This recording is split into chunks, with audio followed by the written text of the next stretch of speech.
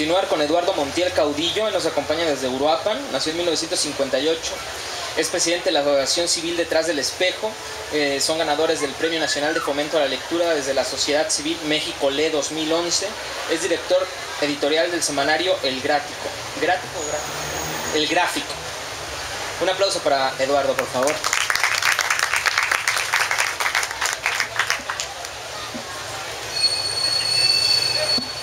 Gracias, muy amables.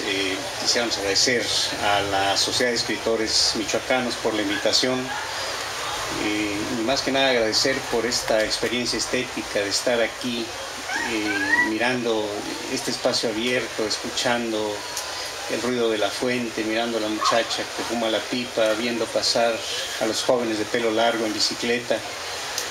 Escuchar hace un rato al maestro, al químico, tocar la guitarra me recordó particularmente a mi hermano que tenía una guitarra valenciana, una Álvaro Julve,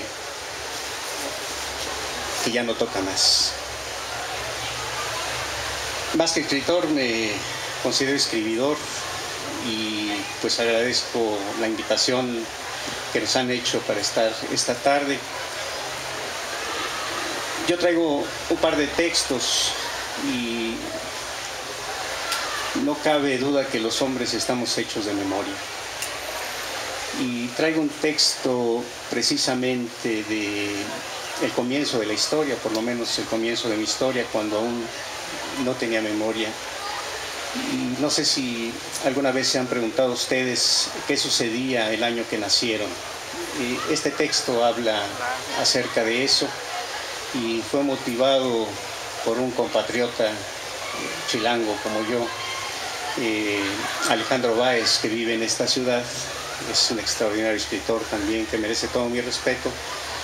Y nos hizo él algún día que hiciéramos un ejercicio pensando qué sucedía el año en que nacimos. Y así se llama. 1958, el año de la ruptura.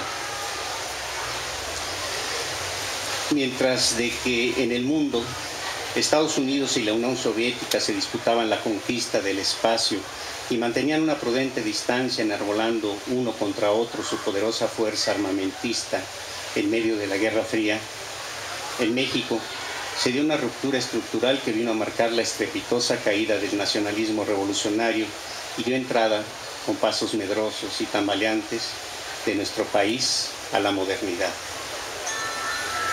Era el último año del sexenio de Adolfo Ruiz Cortines, sexenio conocido en nuestro país como el del desarrollo estabilizador, época en la que la economía de México se vio disminuida, razón por la que el presidente de la República hubo de hacer algunos cambios estructurales en las políticas públicas del país, lo que condujo en la reducción de salarios, a la depreciación del peso frente al dólar y a la consecuente bonanza de la burguesía en México.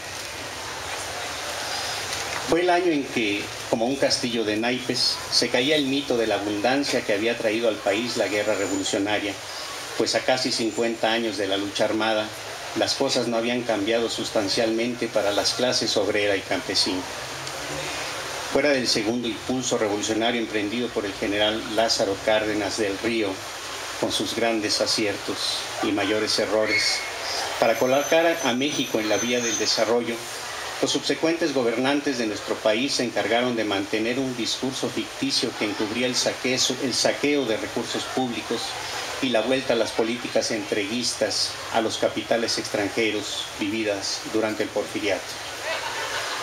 En 1958, Carlos Fuentes publica su extraordinario libro La región más transparente del aire, la primera de las novelas de la era moderna en nuestro país, y que da constancia de la consolidación de la clase media en México, a través del periplo por el que nos conduce Ixca Cienfuegos, novela donde oficialmente se da muerte, de una vez por todas, al mito de la Revolución Mexicana.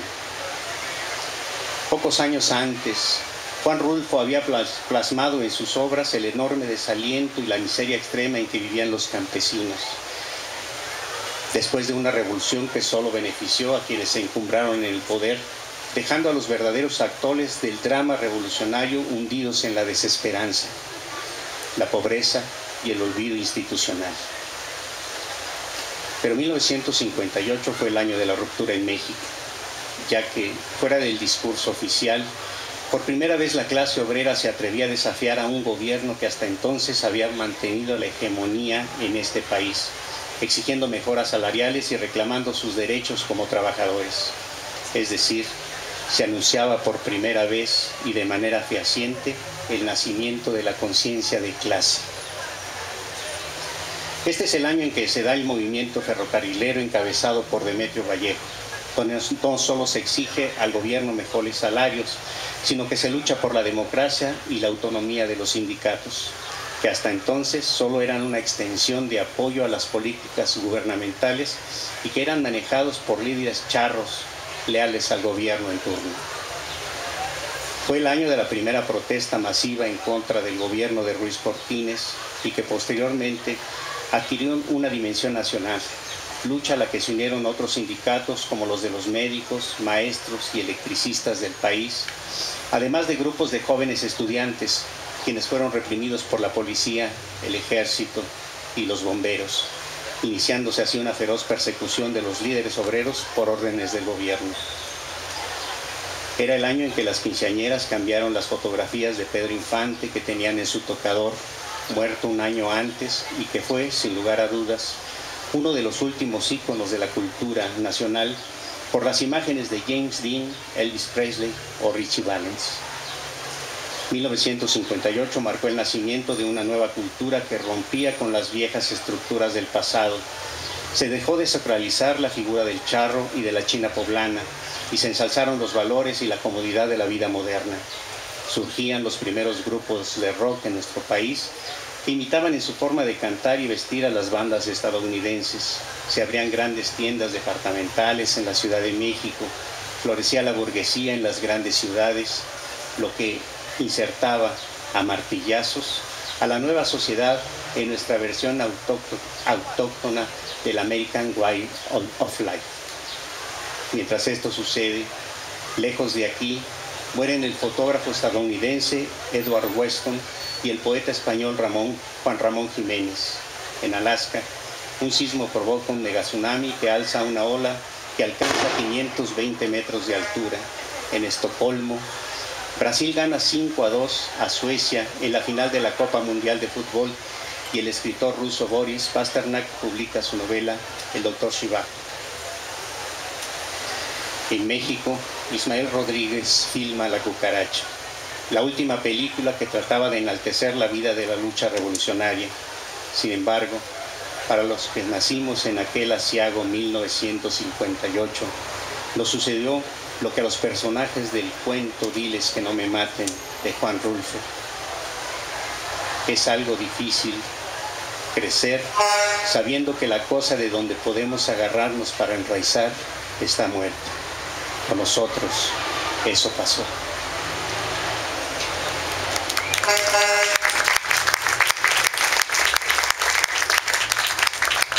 Y para terminar traigo otro texto que no es tan largo y está motivado por una novela que le di de Jorge Ibargüengoitia, donde se refiere a las Poquianchis, y recientemente habían por ahí encontrado o salido una noticia que le dio la vuelta al mundo de un tal cocinero que en el norte del país había desaparecido no sé a cuántos individuos que hundía en ácido para que no quedaran ni los huesos de estas personas. Y reflejo de esta bárbara violencia que vivimos en México, surge este texto.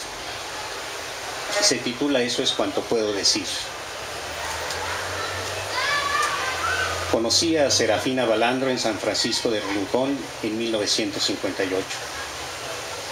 Llegué hasta ahí huyendo de la miseria en que se había hundido mi pueblo por aquellos años y porque no conocía otra forma de ganarme el sustento que no fuera mi oficio. Yo sabía de este lugar porque un compadre me dijo que las hermanas Balandro podían darme trabajo. Y yo no estaba en plan de pensarlo mucho. Las hijas pedían qué comer y allá ya todo era imposible. En cuanto toqué la puerta salió doña Calavera y con gesto agrio me preguntó que qué cosas se me ofrecían, que todavía no abrían el salón. Le dije que era panadero y que mi compadre Gervasio Luna me había dado el santo y seña de este lugar, que él era amigo de las señoras y que les habló de mí para ver si podía ayudarles en la cocina o en algo, porque tenía verdadera necesidad. Me dijo que esperara y cerró la puerta. Luego de un rato salió a decirme de mal modo que volviera por la noche, que la señora estaba dormida y no podía atender. Recién había amanecido y faltaba mucho para el anochecer. Desde el día anterior no había probado bocado y ya sentía las tripas pegadas al espinazo. Me dediqué a vagar por ahí para conocer el pueblo. Llegué arrastrando los pies al jardín de la plaza y ahí estuve dormitado en una banca, esperando que corrieran las horas. Tenía hambre y sed. En cuanto empezó a oscurecer, regresé al Poquianchi. La música de aquel lugar inundaba las calles y se confundía con el ladrido de los perros que salían a encontrarme. Entré en aquel lugar oloroso a tabaco y cerveza y me dirigí a la caja. Allí estaba la misma mujer que me atendió por la mañana y me hizo la seña de que me sentara. No tardó en llegar junto a mí una joven a hacerme compañía. Me dijo que qué le iba a invitar. Le expliqué que no traía más que 15 pesos. Ella me sonrió y me dijo que tenía yo suerte de haberle caído bien a la patrona, que se los diera y que lo demás corría por su cuenta. Volvió con cervezas y algo para comer. Entonces yo no sabía que aquella muchacha de ojos dulces era Serafina Balandro, ni que ella y su hermana regenteaban esa casa de putas. Estuvimos bebiendo hasta bien entrada la noche. Yo no sabía bailar, pero ella insistió en que lo hiciéramos. Le dije que era panadero y se rió diciendo que de seguro tendría el ombligo lleno de harina. Cuando subimos al cuarto me hizo bañarme. Ella se metió desnuda detrás de mí a la ducha y ahí me estuvo acariciando. Jamás había estado con una mujer así. Su piel era suave como el tejido de lana y sus pezones se me reventaban como botones de rosa entre los dedos. Cerca del amanecer, volvió a pedirme que entrara en ella y yo recorría a besos aquel espacio ardiente e interminable que se me ofrecía. Después, mientras fumaba a mi lado, me dijo que ella era Serafina y que ya no tenía necesidad de buscar trabajo, que a partir de ese día le ayudaría a cuidar a las muchachas. Nunca me sentí a gusto en aquel trabajo. Varias veces quise irme. Ella me retenía o mandaba llamar a los soldados para que me encerraran, para que así no pudiera marcharme. Después vino lo de Blanca, Evelia y Felisa. Yo le ayudé a enterrarlas y entonces fue cuando de verdad me alejé de ahí y no volví a saber de las Balandro hasta ahora que usted me lo pregunta. Lo otro fue después, cuando me fui para el norte. Allá fue cuando los cocinábamos, no antes, como usted dice. A Blanca, el escalera la quemó con gasolina. Eso es cuanto puedo decirle. Nada más.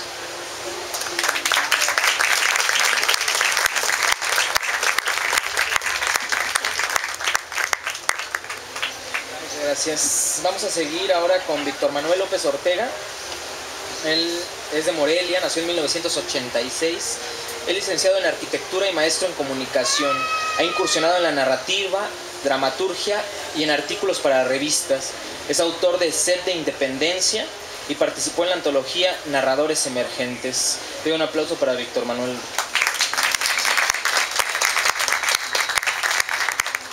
Muy buenas tardes a todos. Agradezco a la Sociedad de Escritores Michoacanos la oportunidad que me dan de presentar algo diferente, algo que no he presentado antes, porque mi mayor parte de mi producción son novelas, pero esta vez les voy a compartir 2 cuentos. Y el primero se llama Boquiabierta y dice así: Doblada salí una noche de un estrecho y oscuro cuarto de cartón. Además de la caja, un celofán herméticamente sellado me aprisionaba. Por mucho tiempo esperé con ilusión a que mi comprador desdoblara poco a poco los pliegues de plástico de mi cuerpo desnudo. Aunque transcurrieron 2 meses sin ver nada, reconocía perfectamente cada una de las costuras que delineaban mi contorno. Un ojo tocaba la bolsa y el otro se perdía más abajo, entre los demás dobleces. Tenía la boca abierta, recargada sobre el pezón izquierdo. Me habría encantado succionar para reconocer mi propio sabor, pero mis labios carecían de movilidad y mis pulmones de aire. Al fin he vuelto a ver la luz. La última vez que lo hice fue en una fábrica, antes de que un empleado de ojos pequeños y rasgados me desinflara y doblara para meterme en ese horroroso empaque. No tuve tiempo para despedirme de mis compañeras, quienes también andaban en cueros y, a diferencia de mí, eran totalmente impúdicas. De ellas, aprendí a no sentir vergüenza de mi apariencia. Jamás me preocuparía por no tener nada que ponerme. La noche de mi liberación significaba mucho para mí. Estaba a punto de realizar la función para la cual había sido creada. ¡Qué excitante! Debo aclarar que los productos de nuestro tipo somos fabricados con una sola misión: hacer, sin poner resistencia, todo lo que nuestro único dueño disponga de nuestro cuerpo, brindándole algunos minutos de felicidad efímera. Ellos y nosotras no somos de la misma especie. Aunque nuestros cuerpos se parezcan, no tenemos la misma piel. Presiento que esto muy pronto me hará desdichada porque, a pesar de que él me ha comprado y le pertenezco en cuerpo y alma, jamás seré su amante. Algo como yo ni siquiera es catalogado como la otra. Es muy triste estar ahí dispuesta para cuando nuestro amo lo necesite y ser arrumbada en un closet cada vez que le incomode con sus amistades o nuevas conquistas. ¡Qué injusta es la vida conmigo y mis semejantes! Nuestros beneficiarios deberían sentirse orgullosos de tener a alguien como yo. Les damos demasiado y lo soportamos todo. Entonces, ¿por qué se avergüenzan los hombres de nosotras si somos las únicas que realmente materializamos sus fantasías reprimidas? Razón de más para estar en deuda permanente de gratitud. Pero aún no ha llegado el día que nuestras quejas sean escuchadas. Miré hacia arriba y contemplé mi propio reflejo. Ignoraba que existieran espejos así. Mi amante humano me observó con gran emoción en el rostro. A partir de hoy te llamarás Mariana, como la mujer de quien me enamoré en la facultad y no me quiso, a pesar de que la traté como una princesa. Por años deseé poseerla, pero ella nunca accedió a darme una oportunidad. Dentro de unas horas se casará con un tonto, pero tú serás ella, dijo mi amo con la voz entrecortada, quien todavía era joven y no de mal ver. Enseguida, me introdujo una válvula en una protuberancia botada que yo tenía en uno de mis tobillos, y sentí cómo iba entrando aire a presión. Fui testigo de cómo el soplo moldeaba mis dimensiones poco a poco. Quedé sorprendida al verme inflada. Recordé que tenía una boca profunda y dos orificios más entre las piernas, adelante y atrás. Lo que pasó después me lo reservaré, pues el lugar de donde provengo tiene la estricta política de tratar con absoluta discreción cualquier cosa que ocurra tanto dentro como fuera de ella.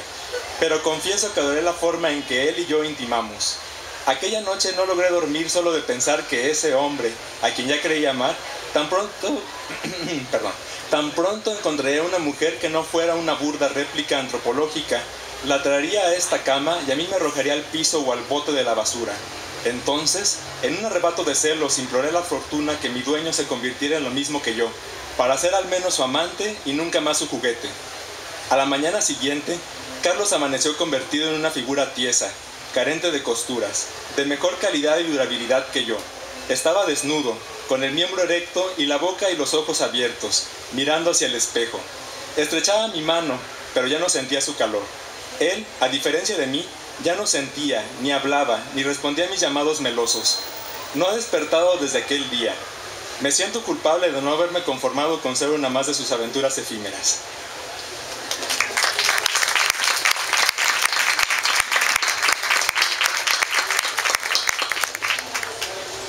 Quiero compartirles otro cuento.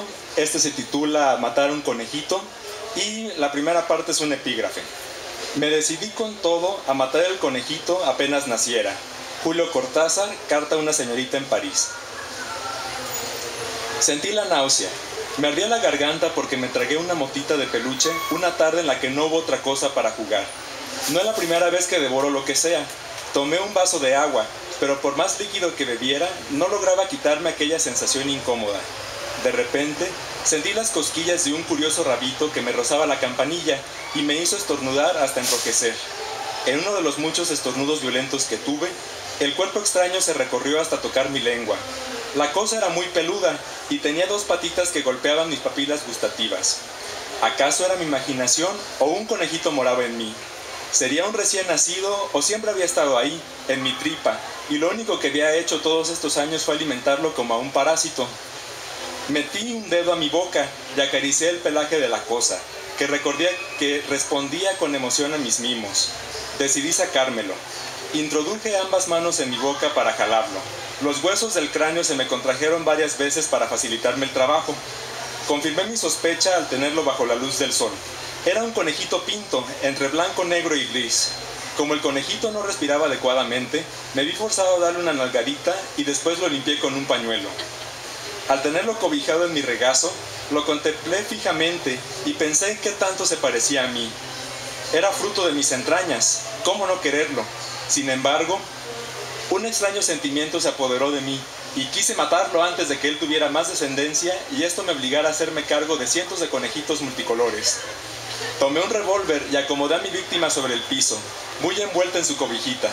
Estaba a punto de disparar el arma que le hubiera dado muerte, de no ser porque el conejito sacó la cabeza de la manta y me miró con una carita de inocencia que me conmovió hasta las lágrimas. Coloqué el viejo revólver sobre la mesa del centro de la sala y tomé al animal entre mis brazos para decirle: perdóname por lo que te iba a hacer. Tú no tienes la culpa de no haber sido planeado. Además, tú y yo estamos solos en este mundo. Tal vez estaría haciéndote un gran favor al matarte para que no tengas que soportar mis estados de ánimo tan cambiantes. Pero tú a mí no me harías ningún favor al dejarme más autodestructivo que nunca, igual de solo y con una muerte en mi conciencia. Te quedarás conmigo, pero no te atrevas a aparearte ni tener más conejitos. Solo prométeme que serás mi amigo. Vi claramente cómo el conejito agachó y levantó sus orejitas, y yo tomé ese movimiento, involuntario tal vez, como una respuesta afirmativa que confirmaba su buena voluntad de cooperar. Entonces, llevé a mi pequeño a las macetas del patio de servicio para que se comiera los pétalos de los girasoles que siempre detesté por lo amarillo que eran. Nunca debí haberlo llevado ahí. Los destrozos en la casa fueron terribles. El conejito rompió las macetas, deshojó las margaritas, dejó intactos los girasoles, hizo que las manzanas de las ramas cayeran para estrellarse contra el suelo y rompió todas las tuberías que asomaban por los muros de la construcción.